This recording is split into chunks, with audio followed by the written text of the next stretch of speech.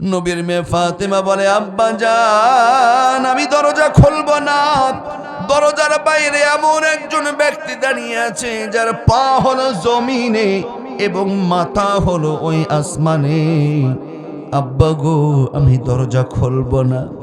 নবী ডাক দিয়ে বলে, ফাতেমা, ও ফাতেমা, তুমি দরজা আটকিয়ে তাকে আটকাতে পারবে না। বাইরে এমন একজন চলে এসেছে, দরজা খোলা থাকলেও সেই প্রবেশ করবে, দরজা লাগানো থাকলেও সেই ভেতরে প্রবেশ করবে।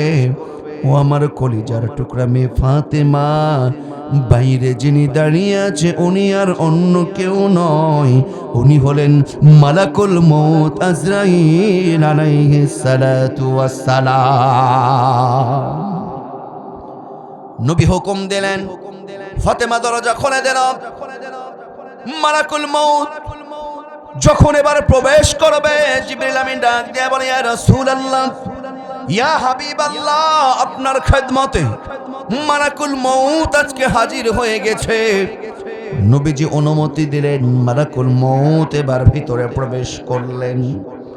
দরদির আমার, মালাকুল মউত নবীর কাছে এসে ডাক দেয়, বলি, ইয়া রাসূলুল্লাহ, ইয়া হাবিবাল্লাহ, নবী গো, এখন থেকে, ও নবী, পৃথিবীর শুরু থেকে আজ পর্যন্ত যত মানুষের আমি রূহ বের করেছি, আমি কারো কাছে অনুমতি নেওয়ার প্রয়োজন মনে করি না। আবার নবী, এখন থেকে কিয়ামত পর্যন্ত যত মানুষের আমি রূহ বের করব, কারো কাছে অনুমতি নেওয়ার আমি ধার ধারি না। কিন্তু নবী গো, আমি আপনার কাছে এসেছি, আমার মাওলা, আমার আল্লাহ বলে দিয়েছে আমার পয়গম্বর নবী মুহাম্মদের কাছে অনুমতিটা চেয়ে নিও। বলি সুবহানাল্লাহ। ও নবী, আমি আপনার খেদমতে এসেছি নবী গো, আপনি যদি অনুমতি দেন তবে আমি আপনার রূহটা বের করব। আমার দয়ার নবীকে অফার দেওয়া হলো। আমার দয়ার নবী বললেন, মালাকুল মউত, তোমাকে যদি আমি অনুমতি না দিই কি করবে? মালাকুল মউত বলে, আমার আল্লাহ বলেছে তুমি ফিরে আসবে। জিবরিল আমিন ডাক দিয়ে বলে, ইয়া রাসূলুল্লাহ, ইয়া হাবিবাল্লাহ, নবী গো, আপনার সঙ্গে সাক্ষাতের জন্য আমার আল্লাহ রাব্বুল আলামিন ইন্তজার করছে। আমার দয়ার নবী ডাক দেয়া বলে, মালাকুল মউত, ও মালাকুল মউত, তুমি তোমার কাজটা সুসম্পন্ন করতে পারো। এই কথা যখন বলে, দরদির আমার, মালাকুল মউত ডাক দেয়া বলে, ইয়া রাসূলুল্লাহ, আমার বেয়াদবি মাফ করবেন, পৃথিবীর সব চাইতে হালকা এবং সহজভাবে আপনার রূহটা আমি বের করব। এই কথা বলেন মালাকুল মউত আল্লাহর নবীর বুকের উপরে হাত রাখে। আমার দয়ার নবী হাতটা দূরে সরিয়ে দেয়। আবারও দ্বিতীয়বার যখন হাত রাখে, আমার দয়ার নবী হাতটা দূরে সরিয়ে দেয়। আবারও তৃতীয়বার যখন হাত রাখি, আমার দয়ার নবী, মায়ার নবী মুহাম্মদুর রাসূলুল্লাহ সাল্লাল্লাহু আলাইহি ওয়াসাল্লাম তার হাতটা দূরে সরিয়ে দিয়ে আমার দয়ার নবী বলে, ও মালাকুল মউত, তুমি না বললে খুবই সহজ এবং সাধারণ ভাবে আমার রূহটা বের করবে? কিন্তু মালাকুল মউত, তোমার হাত যেন আমার বুকের উপরে রাখো নাই, যেন উহুদ পাহাড়টা আমার বুকের উপরে চাপিয়ে দিয়েছ। ও মালাকুল মউত, আমার বুকের উপরে যেন আসমান জমিনটা তুমি তুলে দিয়েছো। আমি তো আমার চিন্তা করি না, আমি আমার চিন্তা করছি না, আমি চিন্তা করছি আমার গুনাহগার উম্মতদের কি হবে। বলি সুবহানাল্লাহ।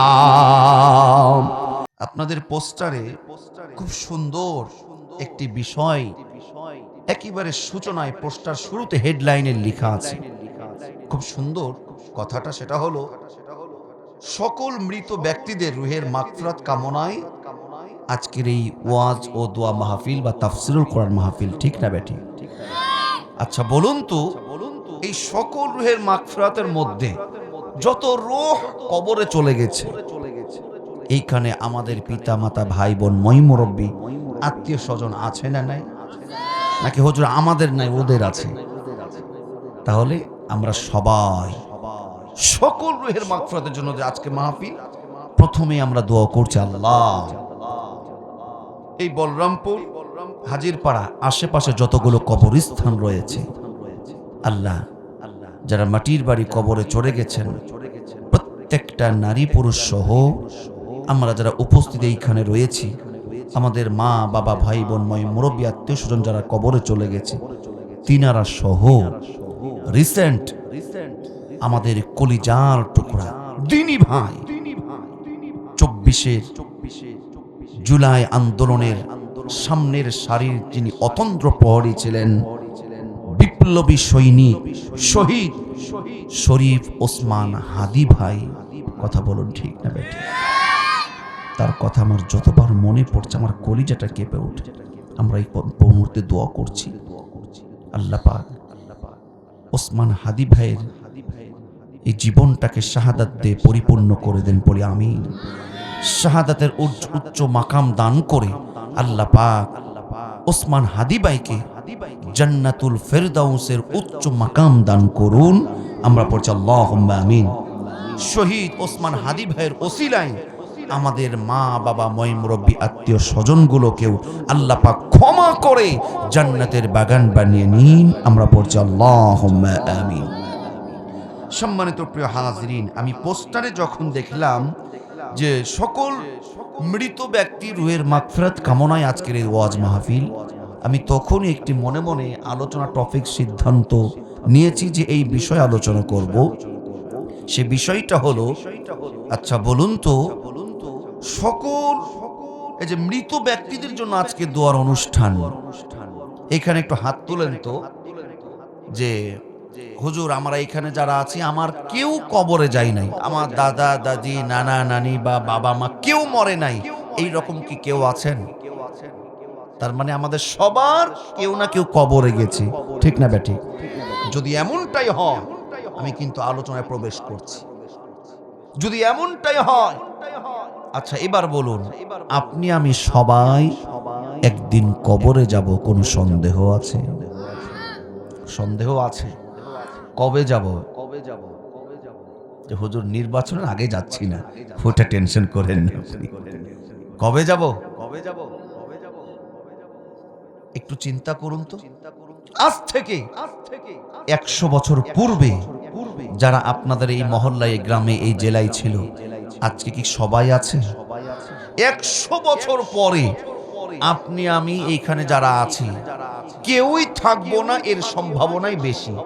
কথা বলুন দরদির আমার। যদি আমাদেরকে যেতেই হয়, আমাদেরকে দুনিয়া ছেড়ে যদি যেতেই হয়, হাসর পুলসিরাত কবরে যদি যেতেই হয়, তাহলে বলুন তো ওই কবরের কিছু মাল সামান তৈরি করার দরকার আছে না নাই? নাকি শুধু দুনিয়ার জন্য করলেই এনাফ? খুব গভীর মনোযোগ দিবেন। আমি কোরআনুল কারীমের 3 নম্বর সূরা, কত নম্বর সূরা? 3 নম্বর সূরা, সূরাতুল আলে ইমরান। সূরার নাম কি? সবাই বলেন। আমার আলোচনার প্রাথমিক কথাগুলো মুখস্থ করবেন, কালকে যেন একটু মিলিয়ে নিতে পারেন। কয় নম্বর সূরা? সূরার নাম সূরাতুল আলে ইমরান। এই সূরাতুল আলে ইমরান থেকে ছোট্ট একখানা আয়াত আমি আপনাদের খেদমতে তেলাওয়াত করেছি। আয়াত নাম্বার হলো 145 নম্বর আয়াত। কত নম্বর আয়াত? সবাই বলেন কত নম্বর আয়াত? কয় নম্বর সূরা? সূরার নাম কি? মাশাআল্লাহ। সূরাতুল আলে ইমরানের কত নম্বর আয়াত? আল্লাহ সুবহানাহু ওয়া তাআলা এখানে কি বলেন শুনুন। وما كان لنفس أن تموت إلا بإذن الله كتابا مؤجلا। চিৎকার করে বলুন আল্লাহু আকবার। আমার আল্লাহ বলছেন প্রত্যেকের মৃত্যুর সময় নির্ধারিত, তবে আল্লাহর হুকুম ব্যতীত কারো মৃত্যু হয় না। কথাটা কার? আল্লাহ বলছেন ওমা কানা লিনাফস, প্রত্যেকটা নফস, প্রত্যেকটা প্রাণ, ওমা কানা লিনাফসিন আন তামুতা ইল্লা বিইذনিল্লাহ, ইল্লা বিইذনিল্লাহ। আমার আল্লাহ বলছেন প্রত্যেকটা নফসের মৃত্যুর সময় নির্ধারিত। এই মৃত্যু ততক্ষণ কার্যকর হবে না যতক্ষণ আমার আল্লাহ না চাইবে। বলি সুবহানাল্লাহ।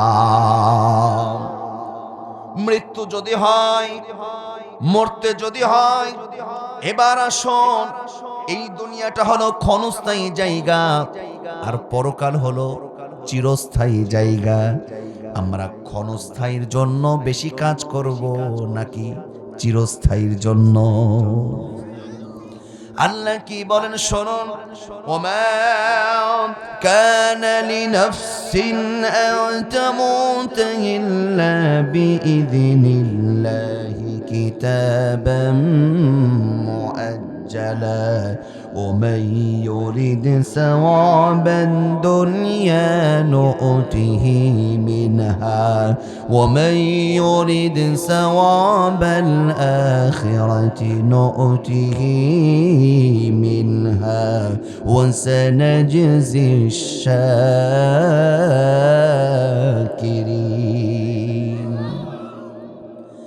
আল্লাহ বলছেন প্রত্যেকের একটি মৃত্যুর সময় নির্ধারিত। এটা আল্লাহর হুকুম, আল্লাহর ইশারা ছাড়া হয় না। মৃত্যুটা আল্লাহর হুকুমেই হয়। দরদিরা আমার বলুন তো, আপনার দাদার মৃত্যু, দাদির মৃত্যু, আপনার বাবার মৃত্যু, মায়ের মৃত্যু হয়েছে কার হুকুমে? বলুন তো, ফেরাউনের মৃত্যু হয়েছে কার হুকুমে? আবু জেহেল, আবু বকরের মৃত্যু হয়েছে কার হুকুমে?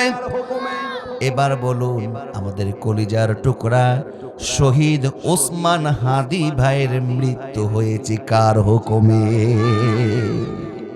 মৃত্যু সবার হবে, কিন্তু কারো মৃত্যু তাকে জাহান্নামের চৌরাস্তায় নিয়ে যাবে, আর কারো মৃত্যু হাসতে হাসতে তাকে জান্নাতে পৌঁছে দিবে। বলিন আল্লাহু আকবার।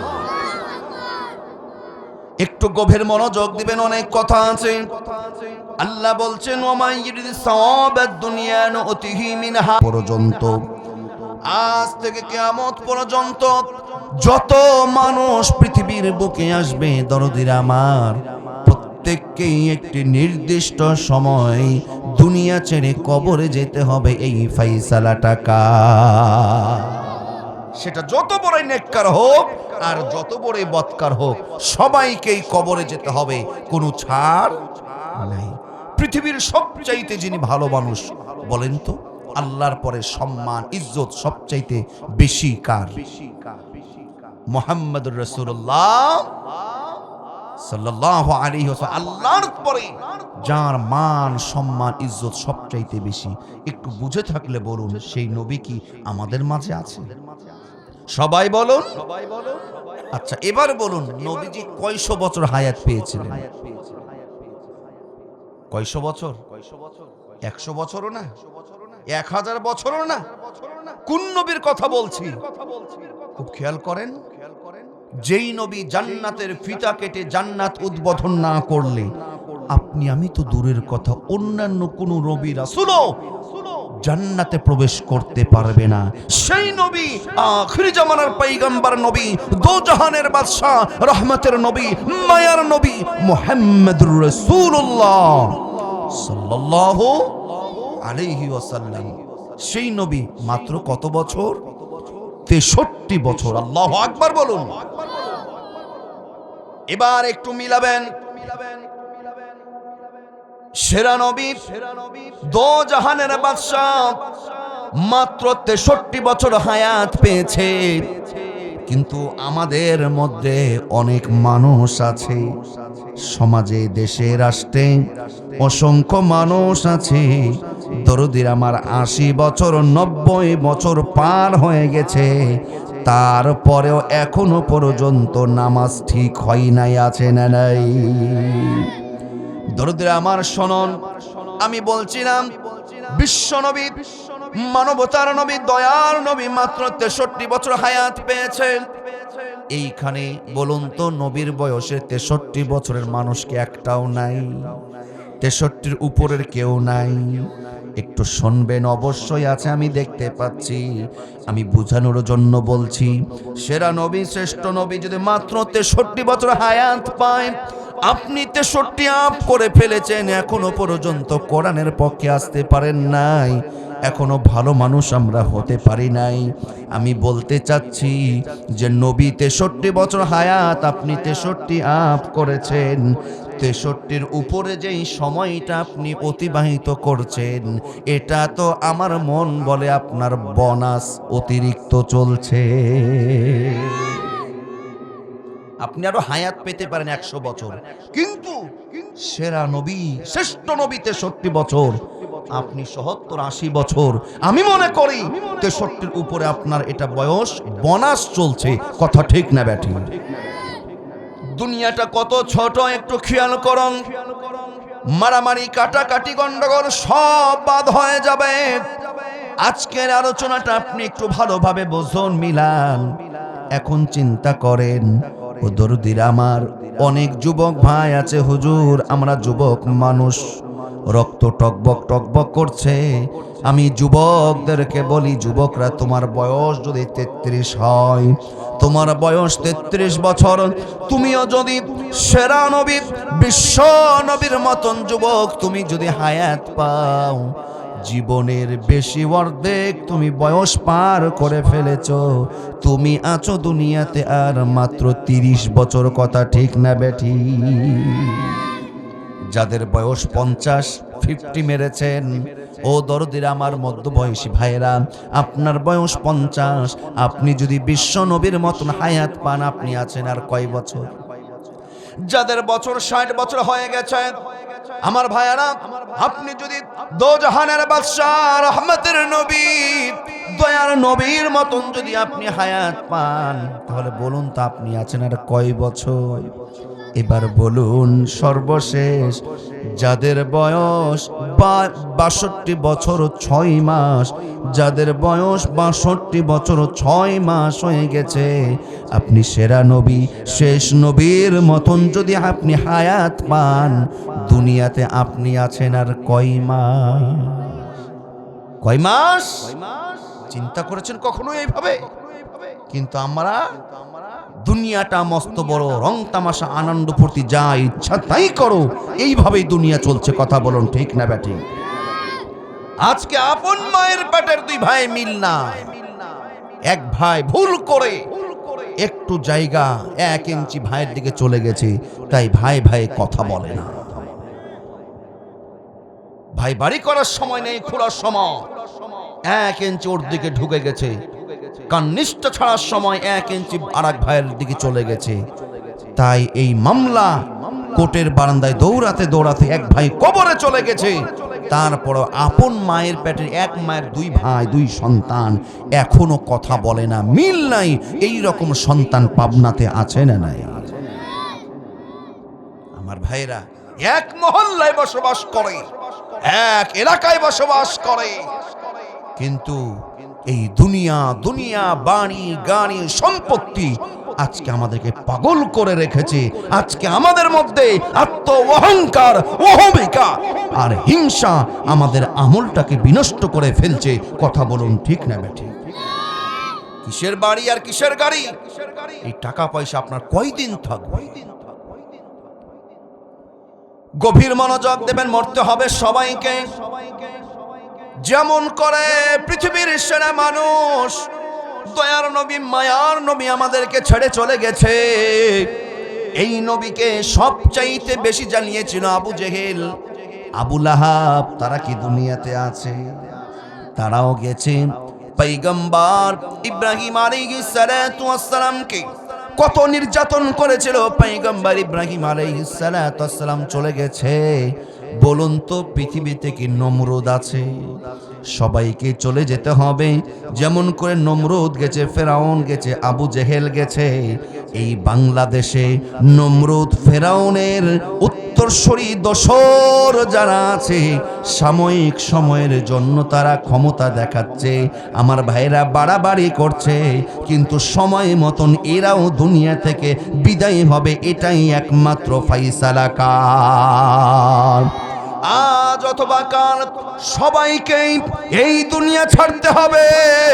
আমার দরদেরা, বাড়ি গাড়ি দালান কোঠা জায়গা জমি সব কিছু ছেড়ে একদিন আপনাকে মাটির বাড়ি, আমাকে মাটির ঘরে যেতে হবে, এটাই ফাইসালা কাল। একদিন মাটির ভিতরে হবে ঘর রে মন আমার, কেন বান্ধ দালান ঘর রে মন আমার, কেন বান্ধ দালান ঘর। প্রাণ পাখি উড়ে যাবে পিঞ্জর ছেড়ে, ধরা ধবের সবই রবে, আমি যাব চলে। প্রাণ পাখি উড়ে যাবে পিঞ্জর ছেড়ে, ধরা ধবের সবই রবে, তুমি যাবে চলে। বন্ধু বান্ধব যত, মাতা পিতা তারা সুত, বন্ধু বান্ধব যত, মাতা পিতা তারা সুত, সকলে হবে তোমার পর রে মন আমার, কেন বান্ধ দালান ঘর রে মন আমার, কেন বান্ধ দালান ঘর। একদিন মাটির ভিতরে হবে ঘর রে মন আমার, কেন বান্ধ দালান ঘর রে মন আমার, কেন বান্ধ দালান ঘর। ও মুসলমান, আওয়াজ দিয়ে বলুন কথা ঠিক না বেঠিক? সবাইকেই মরতে হবে, কোনো সন্দেহ নাই। কোনো সন্দেহ আছে? মৃত্যুটা যে কতটা নিশ্চিত, মরতে যে আপনাকে আমাকে সবাইকে হবে, এটা কতটা নিশ্চিত। আজকে এই মৃত্যু নিয়ে আমি কোরআন সুন্নাহর আলোকে মৃত্যুর 5টি বৈশিষ্ট্য সম্পর্কে কথা বলবো। কয়টি বৈশিষ্ট্য? এই মৃত্যুর 5টি বৈশিষ্ট্য যদি আপনি বুঝতে পারেন এবং মুখস্থ রাখতে পারেন, মৃত্যু কতটা নিশ্চিত এটা বোঝা আপনার জন্য সহজ হয়ে যাবে ইনশাআল্লাহ। মৃত্যু সহজ যতটা সুন্দর আপনি বুঝবেন, মৃত্যুর জ্ঞান যতটা ভয় আপনার মধ্যে ঢুকবে, আপনার ঈমান আমল ততটা সুন্দর হয়ে যাবে। আমাদের মৃত্যু যে কোনো মুহূর্তে হতে পারে, কোনো সন্দেহ আছে? এই মুহূর্তে বসে থাকা অবস্থায় হতে পারে, কোনো সন্দেহ নাই। এটা আপনি বুঝবেন তখন, মৃত্যুর সম্পর্কে পূর্ণ জ্ঞান আপনি অর্জন করবেন যখন।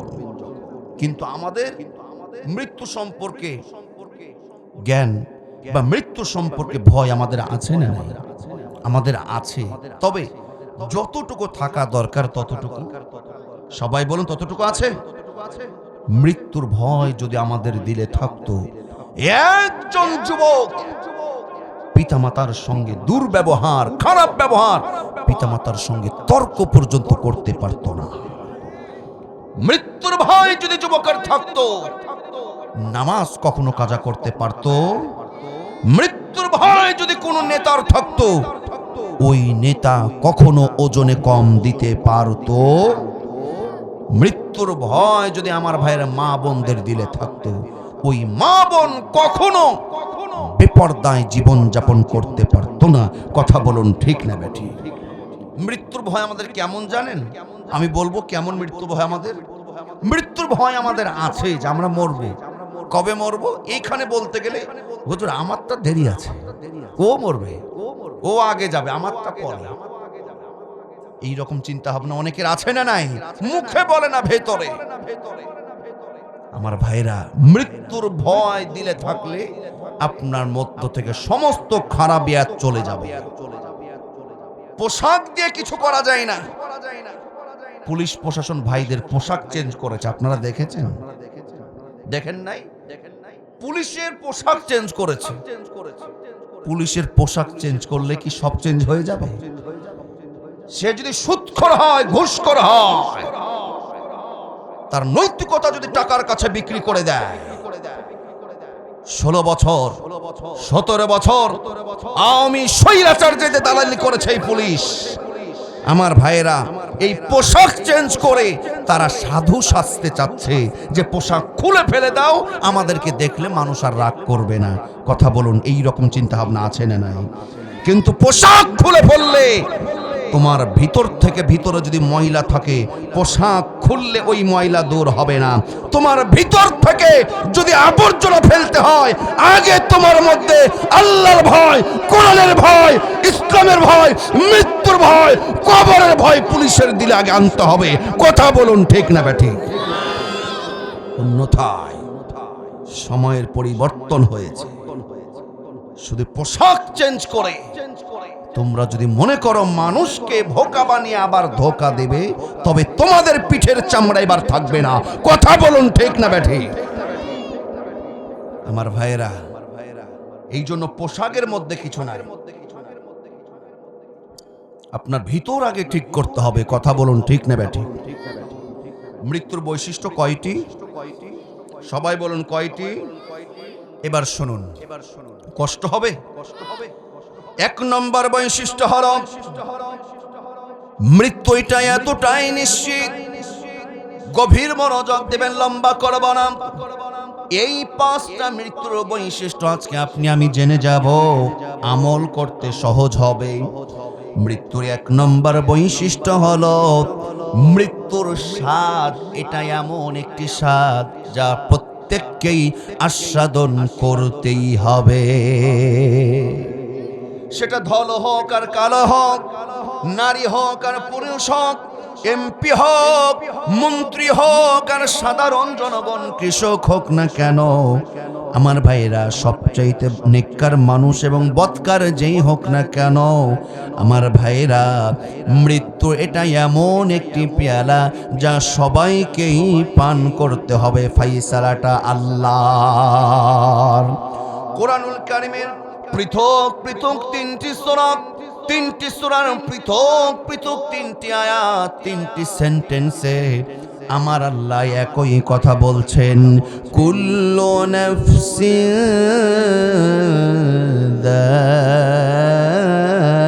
যায়িকাতুল মাউত।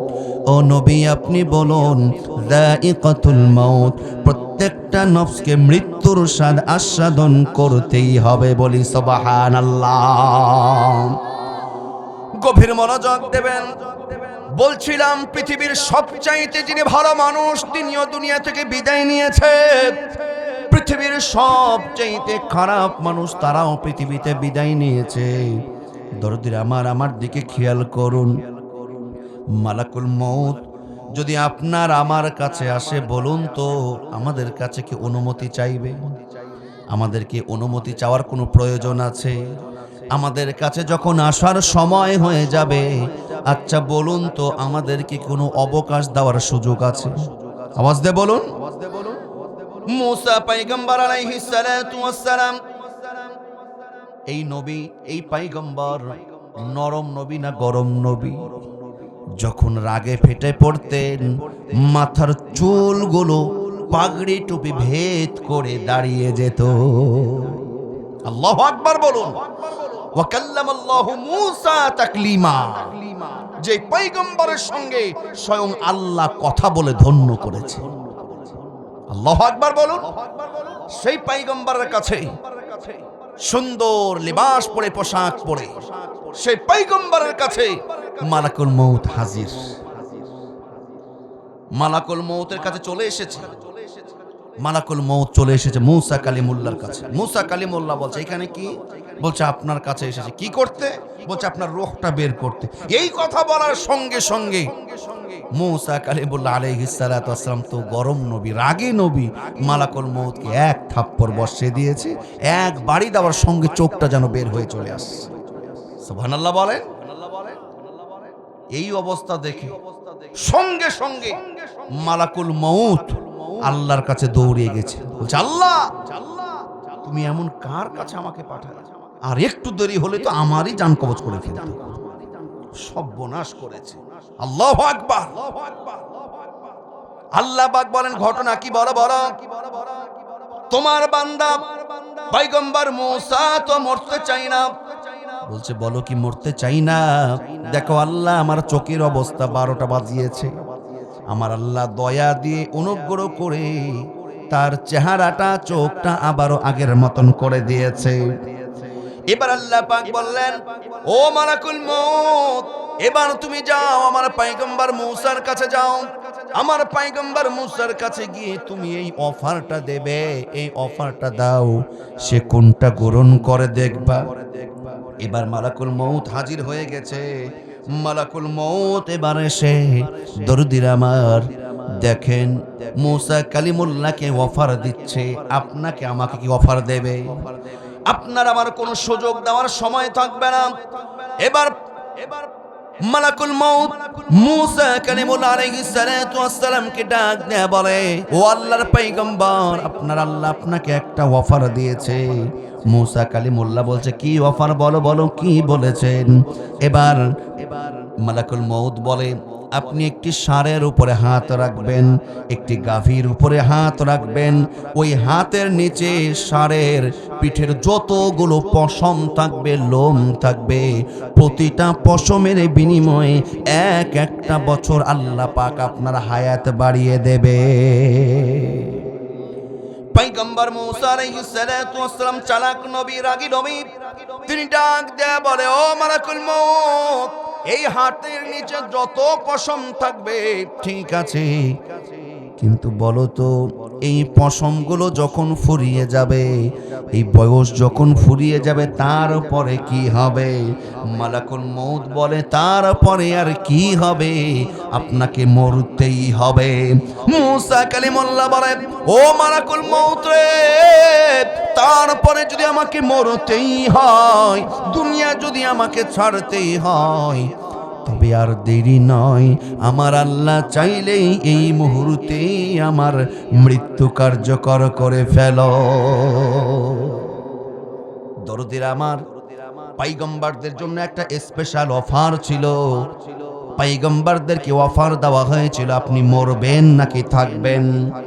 পৃথিবীর সেরা নবী, আখিরি জামানার পয়গম্বর নবী, দো জাহানের বাদশাহ, দয়ার নবী, উম্মতের কান্ডারি মুহাম্মদুর রাসূলুল্লাহ সাল্লাল্লাহু আলাইহি ওয়াসাল্লাম অন্তিম সময় পার করছেন।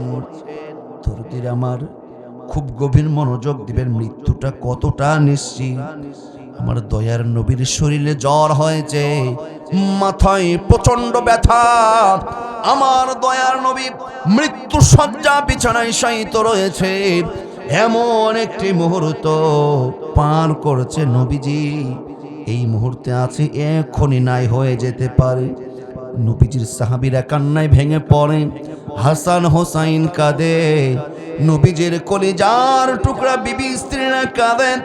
সবচাইতে যিনি বেশি কাঁদছিলেন তিনি হলেন নবীজির কলিজার টুকরা মেয়ে ফাতেমাতুজ জোহরা রাদিয়াল্লাহু তাআলা আনহা। বাবা দুনিয়া থেকে বিদায় নিবে, বাবার অবস্থা ভালো নাই, নবীর অবস্থা ভালো নাই, নবী দুনিয়া থেকে চলে যাবে, নবীর মেয়ে ফাতেমা কিছুতেই মানতে পারছে না। আমার দয়ার নবী বিছানায় শায়িত, দরজায় কে যেন নক করে, দরজায় কে যেন কড়া লাগায়। আমার ভাইয়েরা, নবী বলে ফাতেমা দরজা খুলে দাও। নবীর মেয়ে ফাতেমা দরজা খোলে, দরজা খোলার সঙ্গে সঙ্গে আবার দরজা লাগিয়ে দেয়। নবী বলে ফাতেমা কি হলো, দরজা কেন বন্ধ করে দিলে? নবীর মেয়ে ফাতেমা রাদিয়াল্লাহু তাআলা ডাক দিয়ে বলে, ও আব্বা জান, আমি দরজা খুলবো না। কেন না খুলবে না কেন? দরজা খোলো।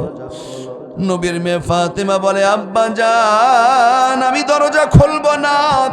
দরজার বাইরে এমন একজন ব্যক্তি দাঁড়িয়ে আছে যার পা হলো জমিনে এবং মাথা হলো ওই আসমানে। আব্বা গো, আমি দরজা খুলবো না। নবী ডাক দিয়ে বলে, ফাতেমা, ও ফাতেমা, তুমি দরজা আটকিয়ে তাকে আটকাতে পারবে না। বাইরে এমন একজন চলে এসেছে, দরজা খোলা থাকলেও সেই প্রবেশ করবে, দরজা লাগানো থাকলেও সেই ভেতরে প্রবেশ করবে। ও আমার কলিজার টুকরা মেয়ে ফাতেমা, বাইরে যিনি দাঁড়িয়ে আছে উনি আর অন্য কেউ নয়, উনি হলেন মালাকুল মউত আজরাইল আলাইহিস সালাতু ওয়াস সালাম। নবী হুকুম দিলেন, ফাতেমা দরজা খুলে দিল। মালাকুল মউত যখন এবার প্রবেশ করবে, জিবরিল আমিন ডাক দিয়ে বলে, ইয়া রাসূলুল্লাহ, ইয়া হাবিবাল্লাহ, আপনার খেদমতে মালাকুল মউত আজকে হাজির হয়ে গেছে। নবীজি অনুমতি দিলেন, মালাকুল মউত এবার ভিতরে প্রবেশ করলেন। দরদির আমার মালাকুল মউত নবীর কাছে এসে ডাক দিয়ে বলে, ইয়া রাসূলুল্লাহ, ইয়া হাবিবাল্লাহ, নবী গো, এখন থেকে ও নবী, পৃথিবীর শুরু থেকে আজ পর্যন্ত যত মানুষের আমি রূহ বের করেছি, আমি কারো কাছে অনুমতি নেওয়ার প্রয়োজন মনে করি না। আবার নবী, এখন থেকে কিয়ামত পর্যন্ত যত মানুষের আমি রূহ বের করব, কারো কাছে অনুমতি নেওয়ার আমি ধার ধারি না। কিন্তু নবী গো, আমি আপনার কাছে এসেছি, আমার মাওলা আমার আল্লাহ বলে দিয়েছে আমার পয়গম্বর নবী মুহাম্মদের কাছে অনুমতিটা চেয়ে নিয়ে। বলি সুবহানাল্লাহ। ও নবী, আমি আপনার খেদমতে এসেছি। নবী গো, আপনি যদি অনুমতি দেন তবে আমি আপনার রূহটা বের করব। আমার দয়ার নবীকে অফার দেওয়া হলো। আমার দয়ার নবী বললেন, মালাকুল মউত, তোমাকে যদি আমি অনুমতি না দিই কি করবে? মালাকুল মউত বলে, আমার আল্লাহ বলেছে তুমি ফিরে আসবে।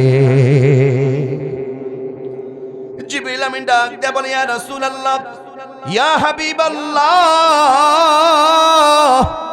নবী গো, আপনার সঙ্গে সাক্ষাতের জন্য আমার আল্লাহ রাব্বুল আলামিন ইন্তজার করছে।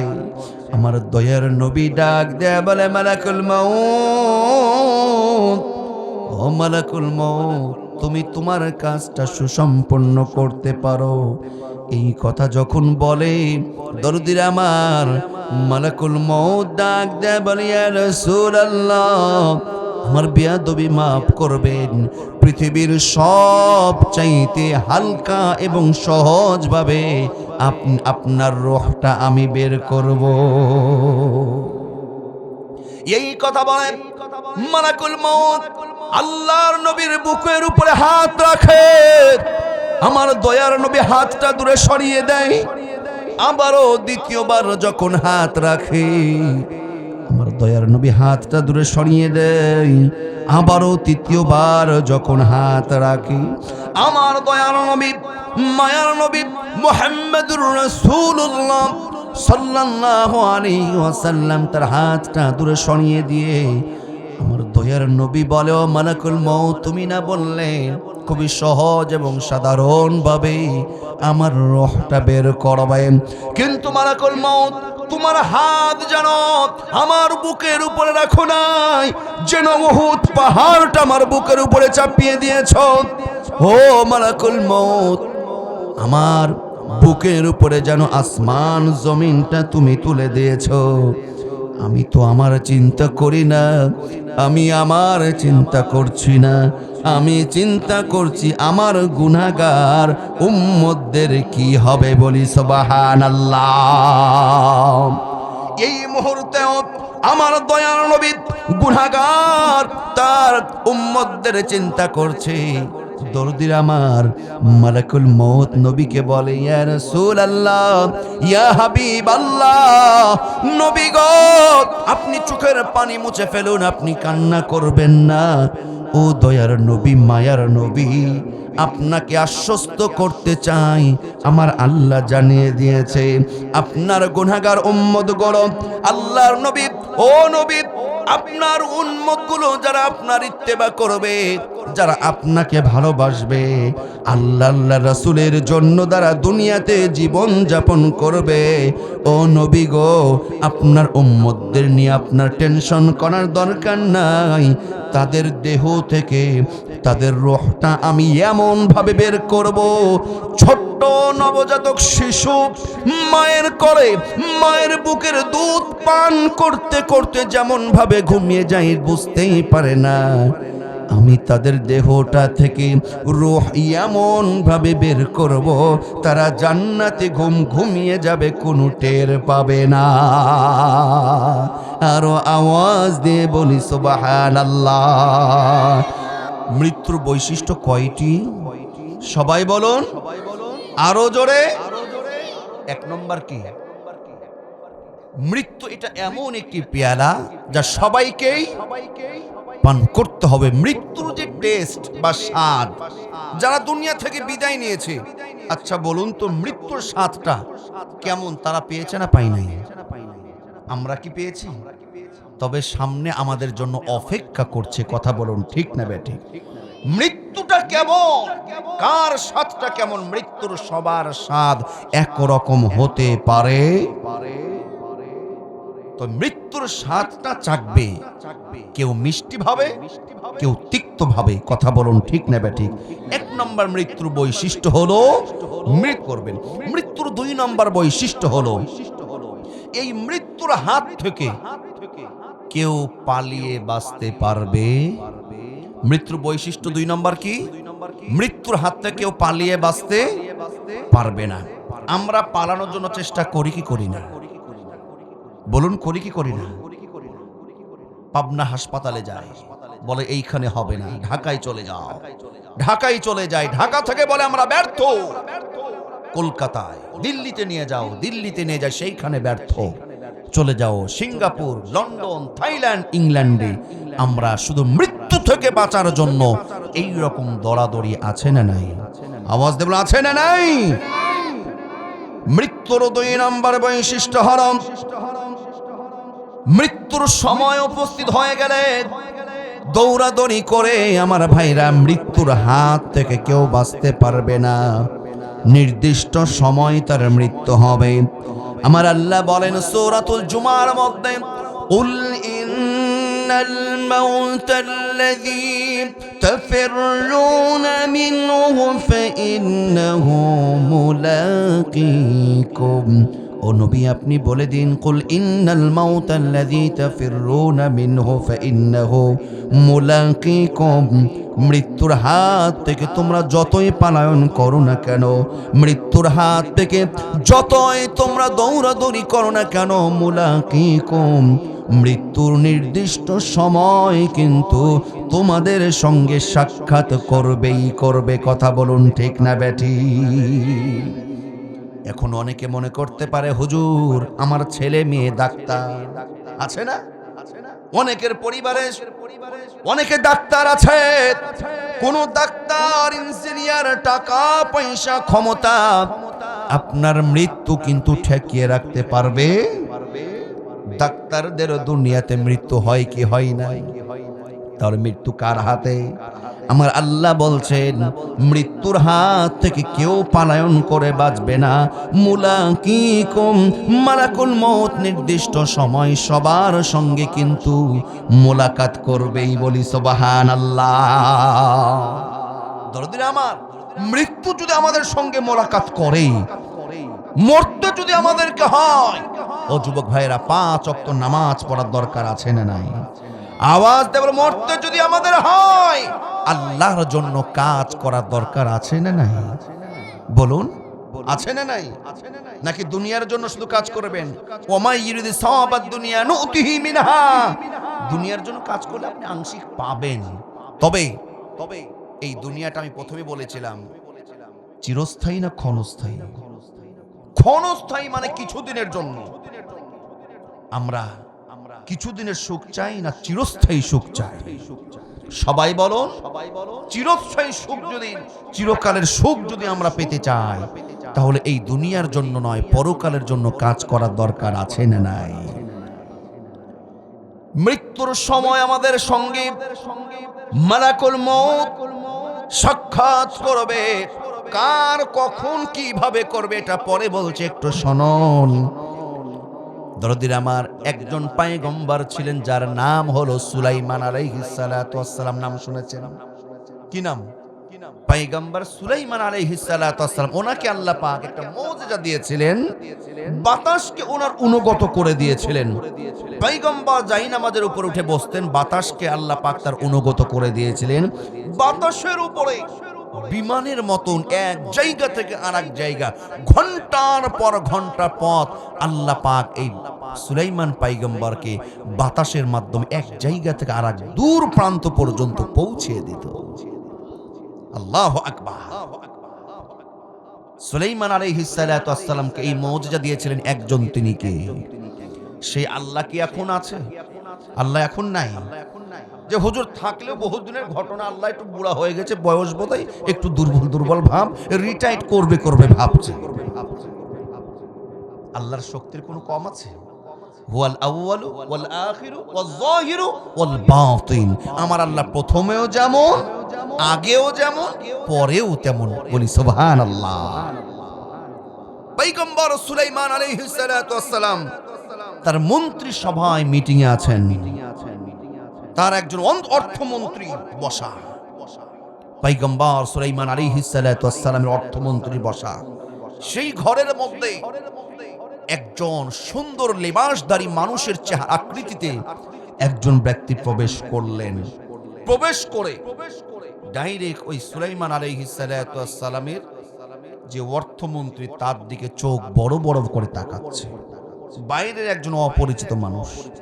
আচ্ছা বলুন তো, আমরা এই যে মাহফিল, এই মজলিসে যদি একজন এসে এখানে দাঁড়ায়, এইখানে এসে দাঁড়িয়ে ধর কারো দিকে তাকাচ্ছে না, ধরেন আপনার দিকে চোখ বড় বড় করে তাকাচ্ছে, আপনার একটু টেনশন কাজ করবে না? যে ঘটনা কি, কাউকে দেখছে না, আমার দিকে কেন? পয়গম্বর সুলাইমান আলাইহিস সালাতু ওয়াস সালাম মন্ত্রীর দিকে ওই বাইরে থেকে লোকটা এসে এইভাবে যখন তাকাচ্ছে, তখন সেই ব্যক্তি কি হয়েছে? ভয় পেয়ে গেছে। ঘটনাটা কি? ওই ব্যক্তি যখন চলে যায়, এবার তার মন্ত্রী ডাক দিয়ে বলে, ও পয়গম্বর সুলাইমান আলাইহিস সালাতু ওয়াস সালাম, এই যে কিছুক্ষণ পূর্বে আপনার এই কক্ষে যে লোকটা প্রবেশ করলো, ইনি কে? আমার দিকে কেন তাকাচ্ছিল? বলছে কেন, চিনতে পারো না? ওটা তো অন্য কেউ নয়, ওটা হলো মালাকুল মউত আজরাইল আলাইহিস সালাতু ওয়াস সালাম। সুবহানাল্লাহ বলেন।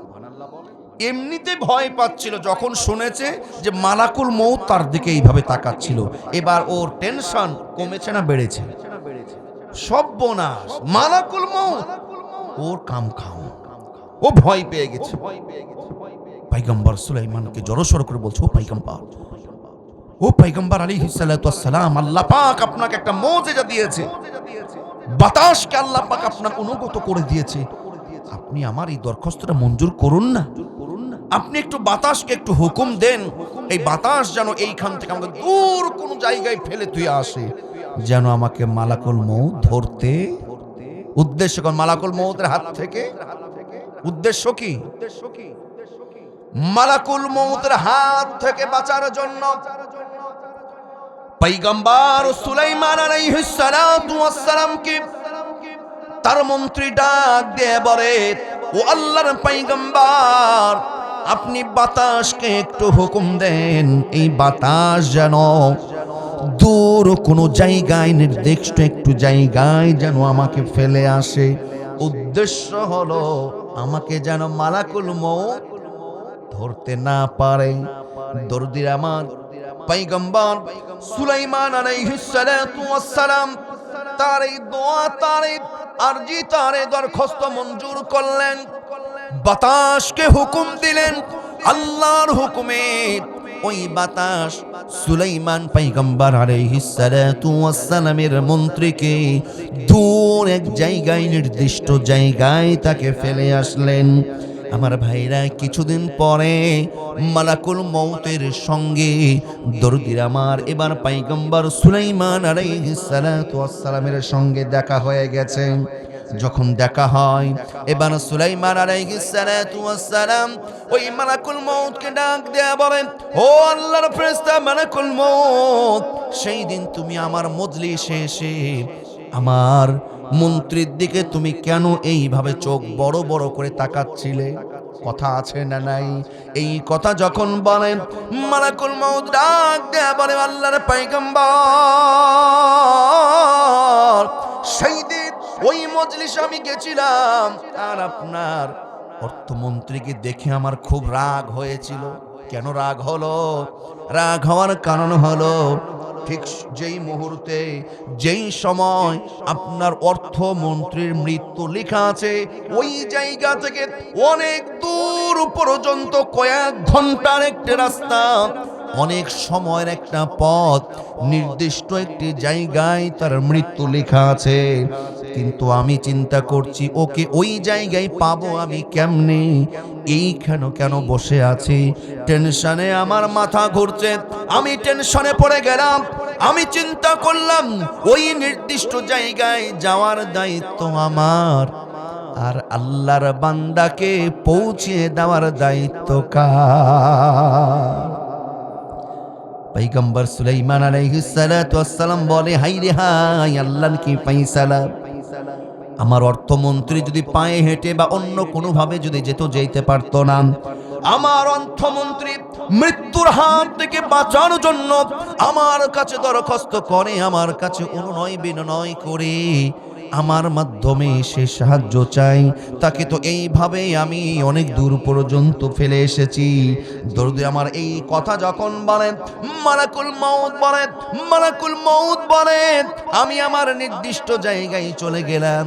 ওই নির্দিষ্ট জায়গায় আপনার অর্থমন্ত্রীকে জায়গা মতন জায়গা ঠিক সেই সময় পেয়ে গেছি। ওই জায়গায় তার মৃত্যু কার্যকর হয়েছে, বলি সুবহানাল্লাহ। এই জন্য আল্লাহ বলেন, কুল ইন্নাল মাউতাল্লাযী তাফিররুনা মিনহু ফাইন্নাহু মুলাকিকুম। মৃত্যু এটা এমন একটি জিনিসের নাম, দরদির আমার, মৃত্যুর হাত থেকে কেউ পালিয়ে বাঁচতে পারবে না। মৃত্যু মালাকুল মউত প্রত্যেকের সঙ্গে সাক্ষাৎ করবেই করবে, বলি সুবহানাল্লাহ, আল্লাহু আকবার। আমার ভাইরা, এইখানে আমরা যারা আছি, আমরা সবাই মরবো কি মরবো না? মরবো কি মরবো না? মা বোনরা তো মরবে না, ওনারা মরবে। আমার দেশের দুই প্রধান বড় দলের নেত্রী হলো নারী, তাহলে তো আমার মা বোনদের ওজনটা ভারী। ওনারা হয়তো মরবে না, নাকি ওনারাও মরবে? আমার ভাইরা, যদি আমাদেরকে মরতে হয়, আজকে একটু নিয়ত করুন, আজকে থেকে হারাম কোনো কিছু আমরা গ্রহণ করব। সবাই বলেন, হারাম কোনো কিছু গ্রহণ করব। আজকে যে সুদ ঘুষের সাথে সম্পর্ক আমরা গড়ব। সবাই বলেন। সবাই কিন্তু বলতে পারছেন না। এখানে কি আমার ভাইয়েরা সুদের ব্যবসা আছে নাকি? হ্যাঁ, সুদের ব্যবসা আছে। সুদের লেনদেন থাকলে বাবা, সুদ এটা এমন একটি মারাত্মক ব্যাধি। সুদের ব্যবসা যারা করে, যারা সুদখোর, তাদের নামাজ রোজা কোনো কিছু কবুল হবে না। সুদ যারা খায়, আপনি মানুষকে উপকার করেন, ধার দেন, এমনি দেন, শর্ত ছাড়া ধার দেবেন, উপকার আছে। কিন্তু সুদের ব্যবসা যারা করে, খুব মারাত্মক ব্যাধি, যার ঈমান আমল কোনো কিছু কবুল হবে না। তার কারণ সুদকে হারাম করেছে একজন, তিনি কে? আসতে বলবেন না, তিনি কে? আহাল্লাল্লাহুল বাইআ ওয়া হাররামার রিবা। ব্যবসাকে হালাল করেছেন আল্লাহ, আর সুদকে হারাম করেছেন আল্লাহ। এই সুদ এত মারাত্মক একটা ব্যাধি, শুনুন, আমার দিক খেয়াল করুন। সুদ হলো এত বড় একটা পাপ, যার সবচাইতে ছোট গুনাহ হলো, ছোট পাপ হলো আপন নিজের মায়ের সাথে জিনা করা। নাউজুবিল্লাহ বলুন। আর সুদের সবচাইতে বড় গুনাহ হলো, অপরাধ হলো আল্লাহ আল্লাহর রাসূলের সাথে যুদ্ধ ঘোষণা করা। আল্লাহ আল্লাহর রাসূলের সাথে যুদ্ধ ঘোষণা করে যারা, জান্নাতকে হারাম করে ফেলে তারা। কথা বলুন ঠিক না বেঠিক? আমার ভাইয়েরা, এই সব জায়গা থেকে আমাদেরকে বের হয়ে আসতে হবে। যারা নামাজ পড়ি না, 5 ওয়াক্ত নামাজ পড়তে হবে। যুবক ভাইয়েরা রাজি আছি? পিতামাতার সঙ্গে ভালো ব্যবহার করতে হবে। মায়েরা বোনেরা, ও মায়েরা বোনেরা, স্বামীর সঙ্গে ভালো ব্যবহার করবেন, স্বামীর সঙ্গে ভালো ব্যবহার করবেন। অনেক স্ত্রী আছে, সবাই না, কিছু কিছু স্ত্রী বলে হুজুর সবার সঙ্গে ভালো ব্যবহার করতে পারে, কিন্তু আমার পা ফাটার সাথে না। ওর স্বামী পা ফাটা, পা ফাটা হোক আর যাই হোক না কেন, সে আপনার স্বামী। কথা বলুন ঠিক না বেঠিক? স্বামীর কদর করুন। স্বামী হলো মেয়েদের জন্য সবচাইতে অহংকার করা, গর্ব করার জিনিসটার নাম হলো স্বামী। এই স্বামী যদি দুনিয়া থেকে বিদায় হয়ে যায়, আপনি যাকে পা ফাটা বলছেন, এই পা ফাটা যদি আপনার ঘরে না থাকে, আপনার কদর, আপনার মর্যাদা দুনিয়ার কোন মানুষ তো দূরের কথা, আপনার পরিবার, আপনার মা বাবাই আপনার কদর করবে না। ঠিক না ব্যাঠি? স্বামী, স্বামী বড় অমূল্য সম্পদ, অমূল্য সম্পদ। স্বামীর মনে কখনো কষ্ট দেবেন না। আমার মায়েরা বোনেরা, স্বামীকে তাজিম করেন। আপনার স্বামী যে ইনকাম করে কার জন্য? আপনার স্বামী যে ইনকাম করছে কার জন্য? সব আপনার জন্য, আপনার সন্তানদের জন্য। কথা ঠিক না বেটি? কিন্তু অসংখ্য স্ত্রী আছে এটা মানতে চায় না, স্বামীর উপরে জুলুম করে, অত্যাচার করে। স্ত্রীর হাত থেকে বাঁচার কারণে অনেক স্বামী তখন সুদ খায়, ঘুষ খায়, অন্যায় পথে হাত বাড়ায়। এটা মাথায় রাখবেন। কখনো স্বামীকে কষ্ট দেবেন না যে ওই ভাবি এই পেল সেই পেল, আমাকে তুমি কি দিলে। আমার ভাইয়েরা খেয়াল করুন, আমার যুবক ভাইয়েরা যারা আছো, হয়তো চিন্তা করছে হুজুর ভালো করে বলেন, স্ত্রীরা যেন ভালো করে খেদমত করে। শুধু মায়েরা বোনেরা খেদমত করবে এমনটাও নয়। তার কারণ আমার দয়ার নবী, মায়ার নবী, বিশ্ব নবী, তিনি তার স্ত্রীদের খেদমত করেছে। বলি সুবহানাল্লাহ। ও পুরুষ ভাইয়েরা, শুধু স্ত্রীর খেদমত নিবে, স্ত্রীর ভালোবাসা নিবে এমনটা বললে চলবে না। আমার নবীর আদর্শ মানতে হবে। আমার দয়ার নবী, মায়ার নবী মুহাম্মদুর রাসূলুল্লাহ সাল্লাল্লাহু আলাইহি ওয়াসাল্লাম যখন দিনের কাজ ছেড়ে বাড়িতে আসতেন, আমার দয়ার নবী যখন বাড়িতে ঢুকতেন, আম্মা জান আয়েশা রাদিয়াল্লাহু তাআলা আনহা বলেন, অনেক সময় বিশ্ব নবী ঘরে চলে এসেছে, খাবারগুলো এখনো রেডি হয় নাই, বাড়ির কাজ এখনো কমপ্লিট হয় নাই, আমার দয়ার নবী রাগান্বিত হয় নাই, আমার দয়ার নবী স্ত্রীদের উপরে অ্যাকশনে যায় নাই, বরং আম্মা জান আয়েশা বলে, আমার দয়ার নবী আখির জামানার পয়গম্বর নবী সংসারের কাজে হাত লাগিয়ে, আমার দয়ার নবী খাবার তৈরি করার পিছনে হাত লাগিয়ে স্ত্রীদের সঙ্গে সহযোগিতা করেছে। বলে সুবহানাল্লাহ, আল্লাহু আকবার। মৃত্যুর 2 নম্বর বৈশিষ্ট্য বলছিলাম যে মৃত্যুর হাত থেকে কেউ পালিয়ে বাঁচতে পারবে